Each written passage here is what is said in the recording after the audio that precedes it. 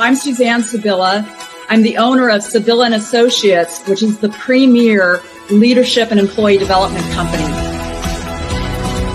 Overcome obstacles, reframe your reality, love life, and have growth goals.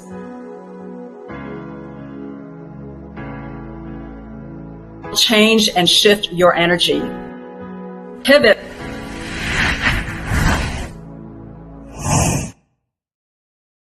Welcome, everyone. I'm so excited to have you watching our show. I'm Suzanne Sabilla, your host of Pivot Now, where we bring on interesting, exciting, and dynamic guests who will share with us their tips, tricks, and life and business hacks to help you pivot in your life. I am so excited to bring this guest on our show. Oh my gosh, she's absolutely amazing. Let me tell you her story. So, she was in the retail industry for over 26 years. She started to feel really burnt out and was struggling through it all. Her relationships started to go downhill. She was gaining weight, and she had an aha moment with, this is not how to live my life. She ended up pivoting in her life, and now she's a well-known author, success coach, and she lost over 65 pounds. Absolutely amazing. Welcome to our show, Lisa Hammett. Welcome. Woo! Thank you so much. We love it. Yes, let's go, Lisa. Woo! I'm so excited to be here, Suzanne. Thank you so much. Yeah, so exciting to have you here on our show. Oh my gosh, your story is so amazing. I mean, to work in the retail industry, that's a difficult industry to be in for over 26 years. And then to lose all that weight, my gosh, over 65 pounds. Tell us how you did that. How did you go about doing that? Well, I hit a wall. I'm just going to be honest here. For anybody who is watching and they are so stressed out that they feel physically ill, they don't sleep well, their healthy habits have gone out the window. I hope this is relatable to you and you can recognize that it's time to seek some help, because I had gotten to a place where I did feel like I had slammed into a wall and I had no more mental bandwidth to continue in my existing situation. I mean, I was just so stressed out. On Sunday nights before work, I was sitting there physically sick, thinking about everything that I was going to walk into the next morning. And yes, I had no sleep and I was eating poorly. I was living on caffeine and sugary beverages and foods and processed foods, whatever you could grab quickly and easily, which led to the 65-pound weight gain. And, you know, it got to a point where my husband basically said, you know, I don't care what you do, but please get out of this job. Wow. I don't even think he said please, which I don't blame him. It was like, you need to get out of this job because I love you, but I don't like being around you. And this job is killing you. And he was absolutely right. So I exited a long-term career and really without a strategy of how to replace a high income, which was challenging. But for my mental well-being, it was the best thing that I could have done. So when I left, I joined Weight Watchers and that's how I lost the 65 pounds. And then I decided to be a coach for them. And it was an amazing journey. The members just inspired me and I really started to love the coaching aspect. So that kind of led me into coaching. And then fast forward, it's the pandemic and people are coming to me because they're so stressed and they're like, oh my gosh, can you help me? And at that point, I'm like, you know what? I really need to get trained properly in life coaching because weight gain and poor health is just a byproduct of something else. So that's what I did.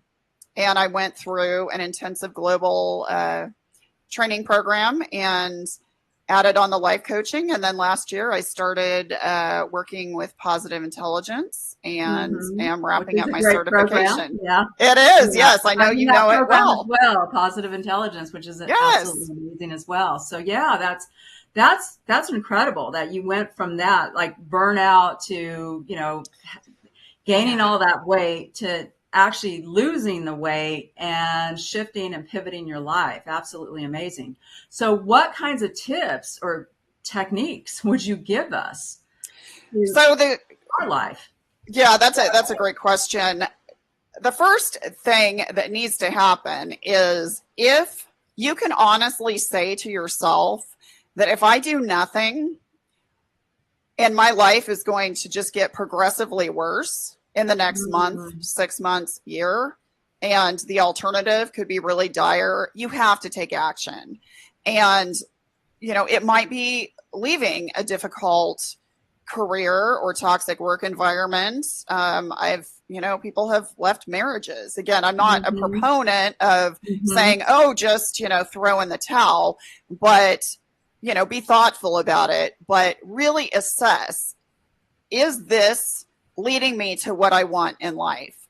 And making that conscious decision. And then it's, going on that self-development journey and finding someone that you can talk to. If it's a mentor, if it's a coach, gosh, in some cases, it might even be a therapist. But, who can you talk to who is an objective third party? And I'm not saying you have to go and spend a ton of money necessarily, but talk to somebody. Talk to somebody because they can add a different perspective than what you're seeing right now. And then it's time to dream. You got to really think about, okay, so if I do leave this situation, what then am I going to do? Because that can be really daunting for people. So I would say that's your first thing. And then there's a lot of other things that you can do later on. Yeah, I think that's absolutely great advice, is to really assess where you are at this moment in time, right? Because a lot of times what I find with a lot of my clients is they get to this point where they're just like, maybe they're content, but they're just kind of like living a ho-hum life, right? Yes. It's like, go to work, wake up, go to work, get the kids to school, and it's just like come home, do the same thing over again, right? And there's just like that kind of, routine, right? Yes. And then they don't realize it, but like years go by and they're like, gosh, what kind of life have I been living? I want more, right? And so to really see that, like, what is the more that you want and where's the gap and where do you want to go to get there, right? And what is your reason why? I think that's the other important part. It's like, what drives you? Like, what is your why? Why do you want more, right? Why do you want a different life? Yeah. So it sounds like you really assessed your own situation, your own life, and really took some action towards that.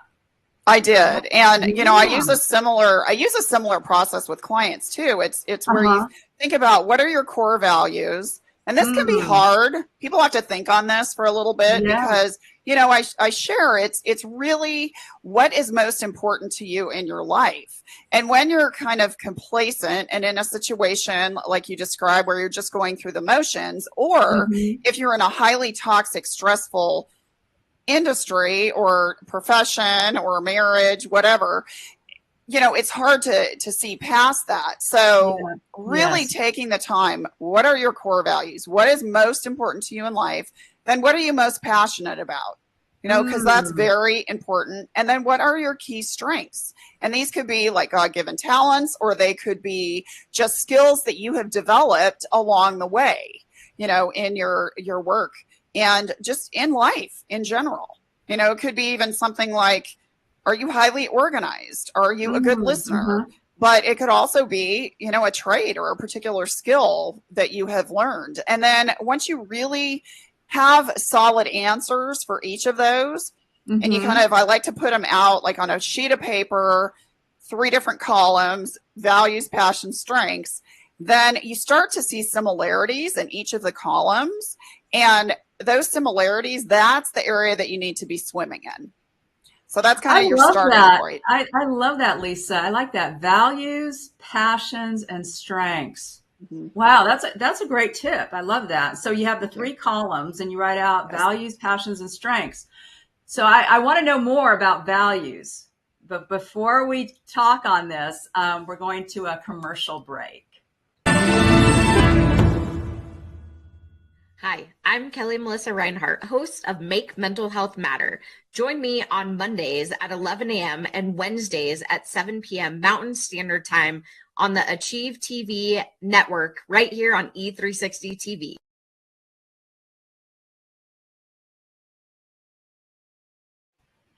We're back. And watch Kelly every Monday, Motivational Mondays. It's a great show here on E360 TV. We're back with Lisa Hammett, and she's been talking about values and how important that is. So tell us a little bit more, is how do you find those values? Like, what are values? So values are those things in your life that are most important to you. And it could be some of the most common are financial, family, and faith.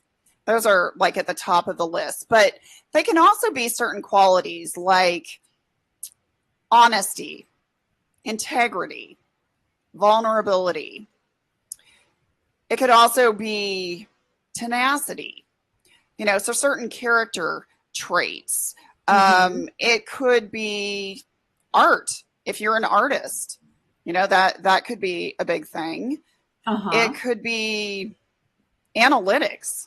If you are highly left brain dominant, having capable analytical skills could be very important.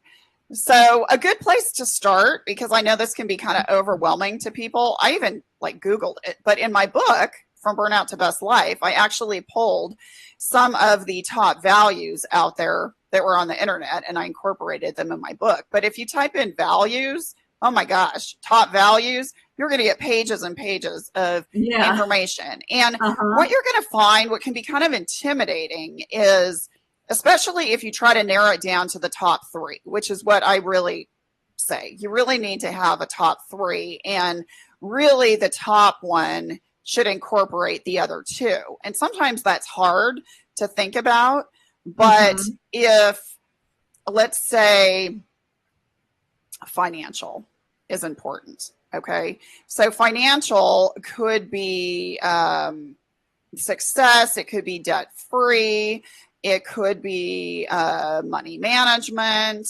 There's all different kinds of things. So your value can incorporate all those smaller ones. And family, family is a huge one for many people. So if honesty, vulnerability, communication, all of those things are really important, those can all go under the family umbrella.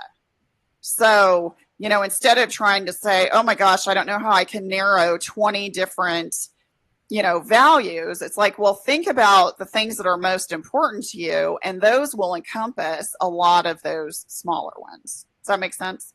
Yeah, it makes a lot of sense. And I think, again, a very important thing to do, right? Because a lot of times we, as I said earlier, we go through our life not even thinking about these things, right? There's a lot of times, we don't even go through school and learn about these things, right? We learn about science and health and math and all these subjects, but no one teaches us life skills and what are your core values and how do you find alignment with your core values to the kind of work that you're doing, what your occupation is, or if you're going to start a business. No one talks about these things, right? It's like you have to develop it yourself or find groups or network with other people to find that. So I'm glad that we're talking about values as being so important, because I think it is. It is very important to find that and to find that alignment. So then once you find that, then where do you go from there? So I find, let's say, my top values of financial freedom and being in a family that's caring and loving and kind. And what if I don't have that at this point? So how do I go from, let's say, if I'm at that point where I don't have those things, but I'm wanting those things in my life, how do I go from that to where I want to go? That's a great question. So again, it ties into, so you have your values, define your passions, what are you most passionate about, and what are your strengths? And then you create that vision statement. And when you have that vision statement that incorporates all of that, then you really start to visualize what your future is going to look like. Now, this is where people sometimes get hung up, is they're like, well, I'm here and I want to get clear over here. I don't know how that's possible. You don't need to learn all that right now. That you don't have to have the actual roadmap, completely finalized at this point. All you need to know is that, okay, this is my vision for the future, and you need to completely envision it and tie it to an emotion. Because if you don't tie it to emotions, there's no investment. It's just like a picture on the wall. But when you see a picture of your family on vacation, laughing and having fun in a location that obviously might require some financial stability in order to be there, and you're seeing that, and you can feel the air and you can smell the salts, in the air, and you're just relaxed and carefree and you're happy and you're not overly stressed, that then starts to create that life. Because once you start thinking about these things, if you think about them repeatedly, your actions start to follow suit. That's just human behavior. So what you think about becomes your belief system, which drives your behavior. And if you firmly believe that this life is possible, then your behavior is starting to move in that direction, and you'll find a way to make that happen. It's when I love it. I love it. This is gold. I love this. This is so great, Lisa. Yeah, I love that. It's so true, though, right? I mean, to have that vision of what it is you want in your life and to be very clear about it. I mean, that's the clarity. Because I think what I find with a lot of clients is they'll say, well, I don't know, or they go to the how. Like, how do I go about getting there? They focus so much on the how when they don't even have their vision or have the clarity of what it is they want in their life. Exactly. So I love that you said that, is you have to have the clarity first of what it is you want in your life, the vision of what you want, and to really feel it emotionally. Like, you just painted this wonderful picture. I mean, I was feeling it. I was like, oh gosh, this is great. I need to go on vacation. I need to go on vacation. Like, this is cool. Yeah, I love it. I mean, I do an exercise with my clients where it's, what is your fantastic, most amazing day? Like, vision that, right? Nice. And it's during the week, like your ideal day.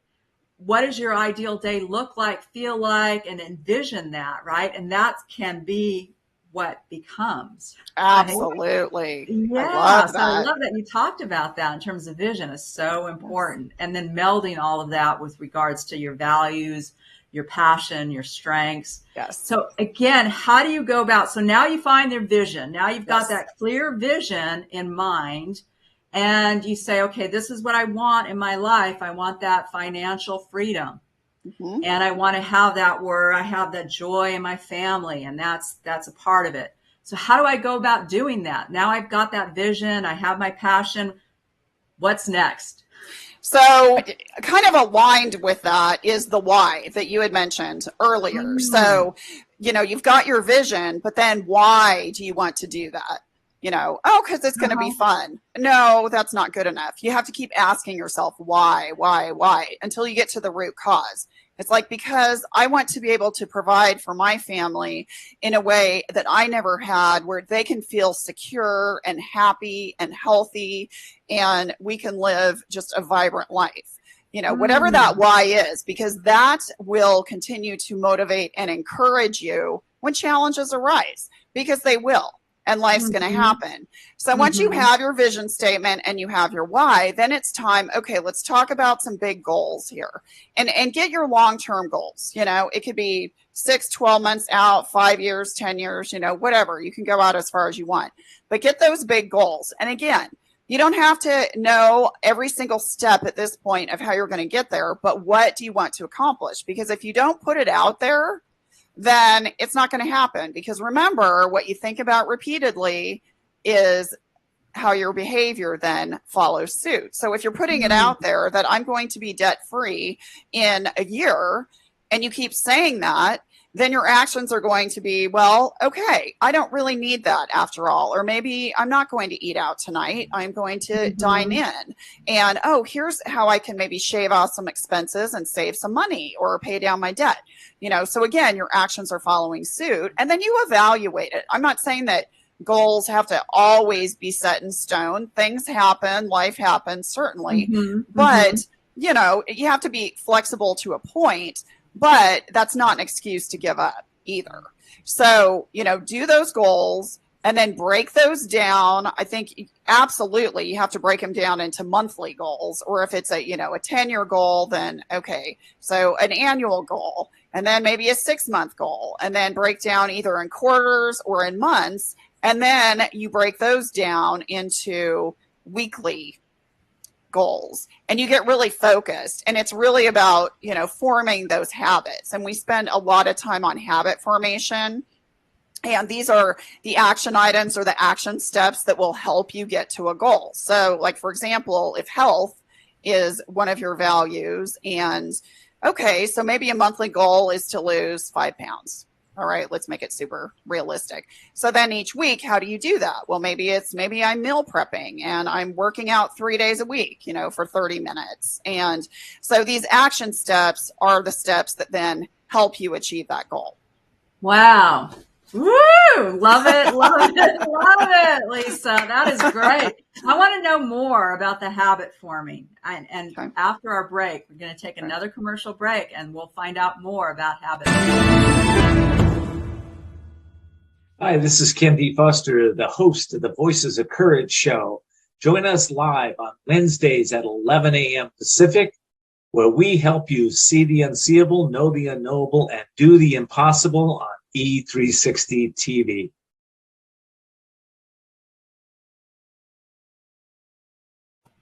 We're back. Watch Ken every Wednesday, Voices of Courage show. It's an absolutely amazing show every Wednesday here on E360 TV. Well, welcome back, everyone. We're back with Lisa Hammett, and she's our success coach, and she's telling us how to be successful in our life and how to go from burnout to your best life ever. We're talking about habits, so I want to know more about how to develop those healthy habits. So tell us a little bit more about that. You talked about taking actions, having goals, and developing that. Tell us more. Okay, so I love talking about habits, and I'm going to give a plug. If you want a fantastic book to read or an audio book, if you haven't picked up Atomic Habits by James Clear, it is my all-time favorite. I guess if you want to call, I don't like to say self-help, but improvement, whatever book. And it is phenomenal. And I teach a lot of his principles in the book. So habit formation, it's really, it's a 3-step process.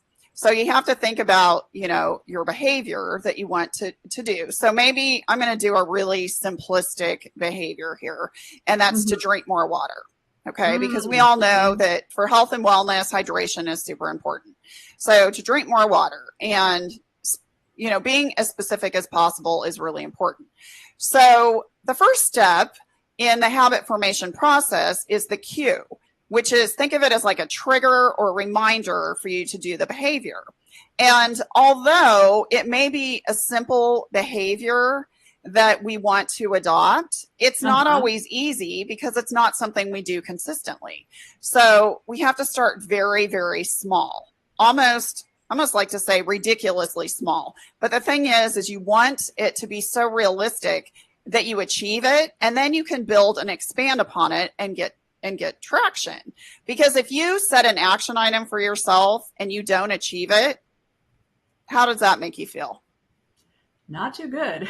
No, and you want to give up. So you want to build that self-efficacy and just feel like, okay, I can do this, feel empowered. So the cue, first step, the cue, what is it? And then the second part is the actual habit that you want to form, which in this case is water. You want to drink more water, stay hydrated. And then the third is the reward, because you have to have some kind of reward or you're not going to want to continue the behavior. Now, a great way to form habits is to attach the activity that you want to develop to something that you're already doing. So for an example, let's say one of the first things you do when you get up in the morning is you head into the kitchen to get your coffee. Yes, that's me.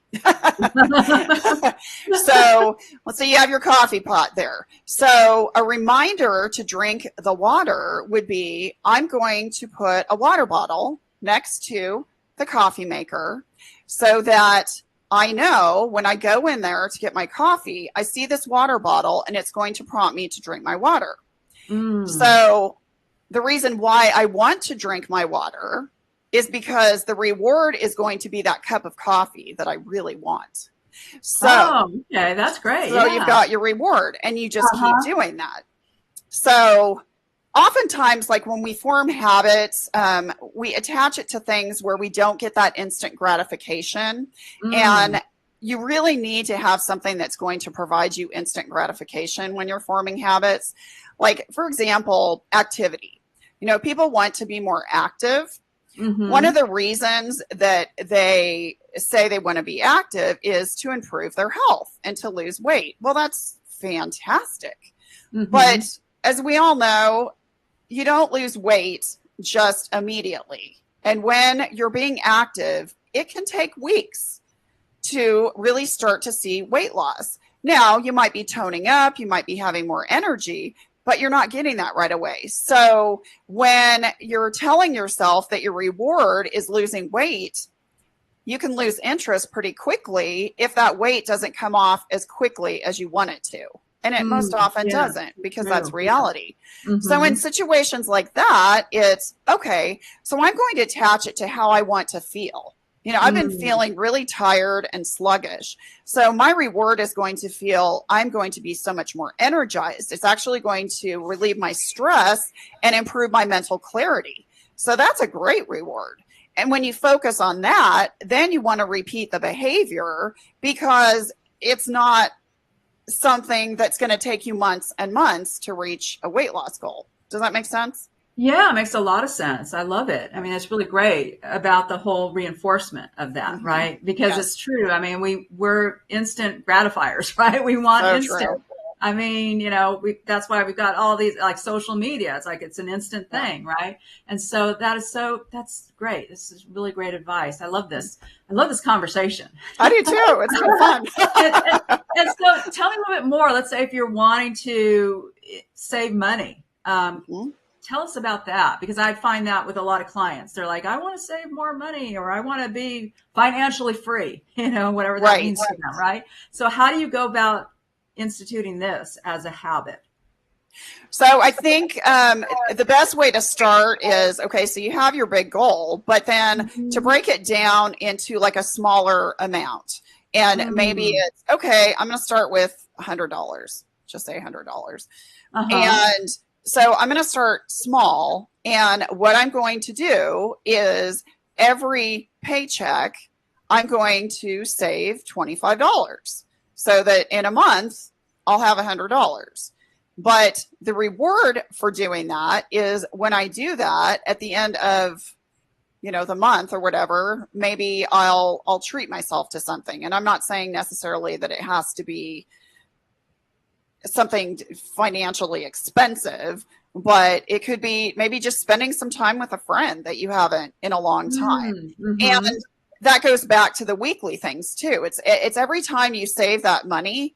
Okay, so how can you treat yourself as like a reward that doesn't involve money, you know, so that you want to keep doing that behavior? And maybe it's actually creating a chart or putting that in, you know, like a clear glass container so you can see the money growing, you know, because visuals are often very motivating. You know, remember when we were younger, you might have a big piggy bank or a jar, and you would put like loose change in it or pennies, and how motivating it was to see that amount grow. Yeah, So I still have that. We still have a jar, we put yeah, all of our change in there and then we go into that, dispenser where you can, yep, yeah, exactly, right? And get the money that way. Yeah, because it all adds up. So it yeah, I does. love that. That's great. So in some ways, it sounds kind of complicated what you're talking about. I mean, forming the habits and everything.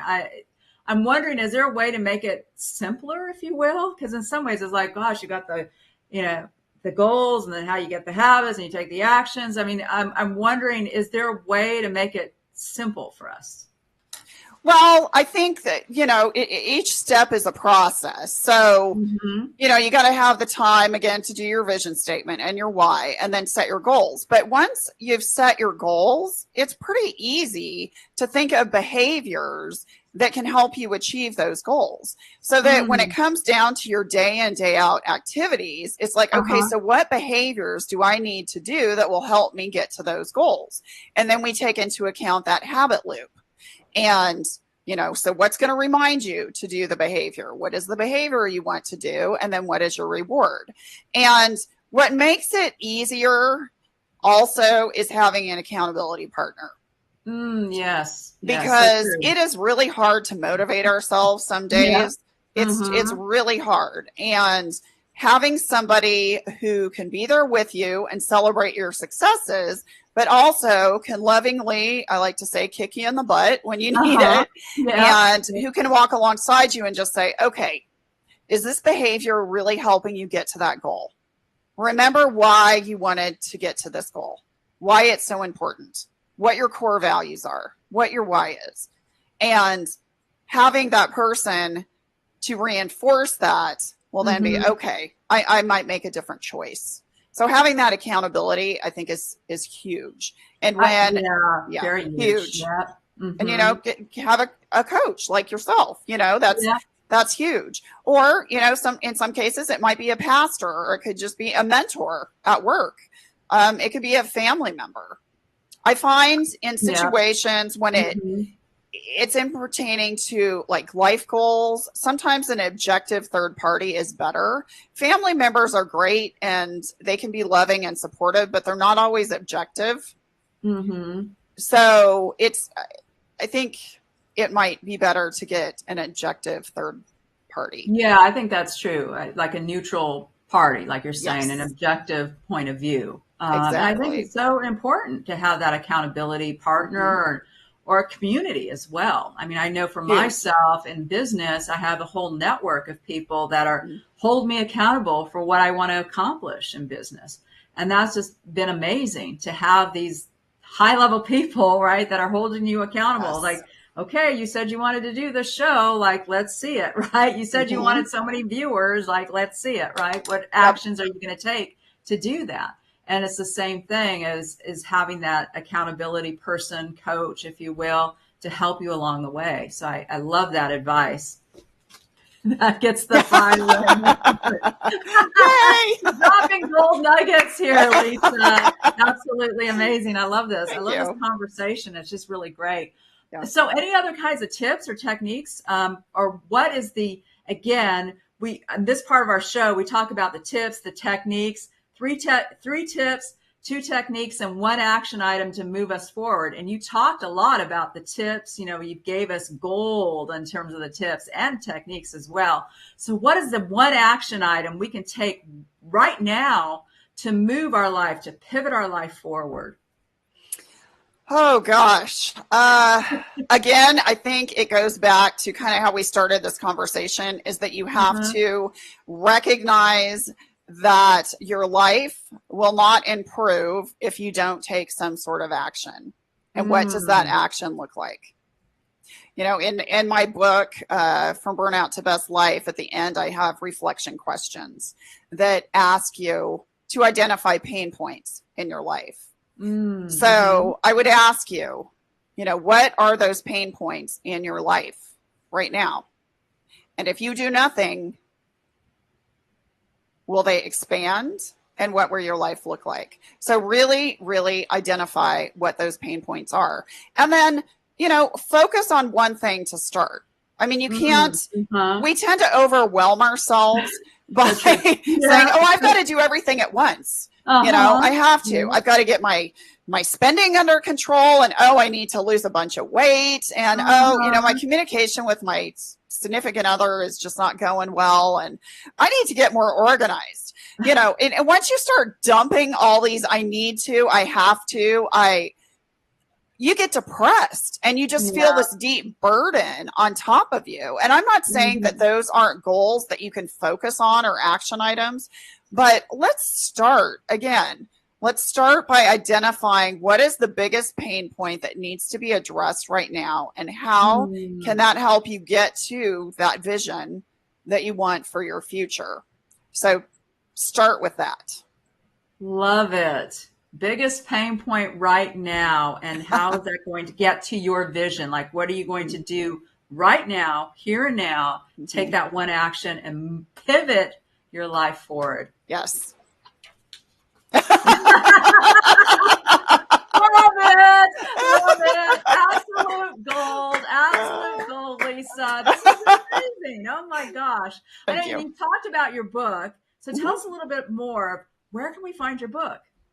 So my book is on Amazon, Barnes and Noble, and other major distribution channels, Walmart, globally, actually.